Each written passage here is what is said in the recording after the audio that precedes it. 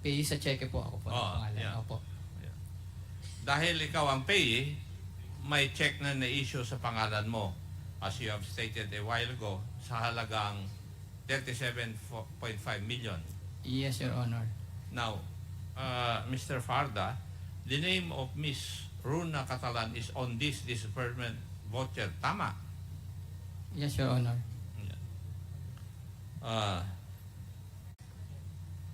Totoo ba na this is what Madam Sunshine supposedly requested Miss Catalan to sign? Your Honor, as ano po yan eh. Kapag ka po ang mga papers, si Miss Sunshine po ay nagpapirma na po kay Ma'am Sara ng disbursement voucher. Usually, trabaho po ni Miss Sunshine po yung regarding sa mga papers. May trabaho